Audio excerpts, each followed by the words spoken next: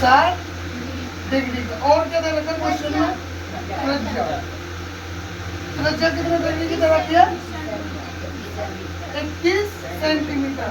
तो देखो पहला question point number A. Point number 1 क्या बोल रहा है? वृत्त की त्रिज्यखंड के चाप की लंबाई ज्ञात कीजिए। तो हमारे लिए पहले दिया हुआ है, इस चीज को लिख लेंगे अपन।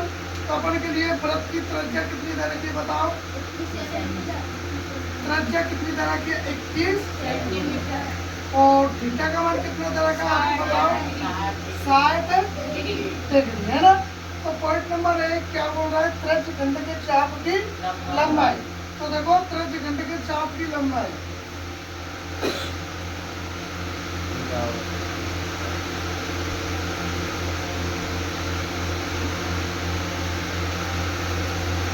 त्रिज्यखंड के चाप की लंबाई क्या होती है बताओ? कामराज जी पता है आपको?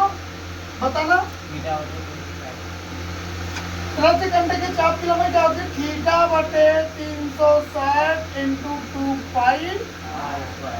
आ गया क्लियर समझ में? यहाँ तक चाप की लंबाई होती है थीटा बटे 360 इंटू 2 पाई। यहाँ तक क्लियर हो गया। तो देखो यहाँ से आगे थीटा का मान कितना दिया हुआ है आपको? 60 डिग्री। और आपको 360 के स्थान पर गुना 2 के स्थान पर 2 पाई का मान कितना लेना है बताओ? गुना त्रिज्या कितनी है पड़ेगी? 21 सेंटीमीटर। यहाँ तक आ गया सभी के समझ में कि नहीं आया बताओ? आ गया क्लियर? 1 0 से 1 0 कट गई, 6 एकम 6 और 6 गुना को। यहाँ तक समझ में आ गया? 1/6 1/6 बार कट गया। गुना 2 के पहाड़े से 22 को गुना करो तो 22 गुना के 44 गुना 7 से कट रही है 21, 7 एकम 7 7 दिया के आ गए। यहाँ तक कितनी बार कट गया बेटा? अब देखो और काटो 3 एकम 3 3 गुना के 6 क्या बचा? 44 बटे बराबर 2 का भाग 44 में 2 कितनी बार आया? 22 सेंटीमीटर स्क्वायर। यहाँ तक आ गया समझ में? 22 सेंटीमीटर तक आ गया सभी के समझ में कि नहीं आया बताओ? आ गया समझ में कि थीटा बटे 360 इंटू 2 पाई ये क्या होती है? त्रिज्यखंड के चाप की लंबाई। थीटा का मान कितना है? बटे 300 इंटू 2 पाई। यहाँ से आगे हो जाएगा। इसी प्रकार दूसरा क्वेश्चन बोल रहा है कि एक वृत्त के त्रिज्यखंड का क्षेत्रफल ज्ञात कीजिए। तो सेकंड वाला क्वेश्चन क्या बोल रहा है देखो?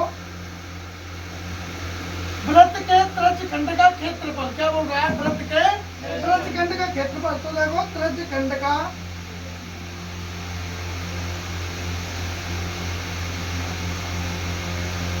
क्षेत्रफल क्या होता है? 3 थीटा बटे 300 इंटू पाई आर स्क्वायर। यहाँ तक आ गया सभी के?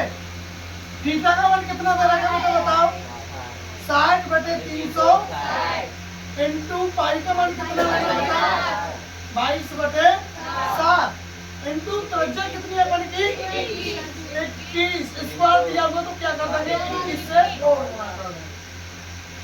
0 से 6 एकम 6 गुना को 1/6 गुना 7 एकम 7 7 दिया के।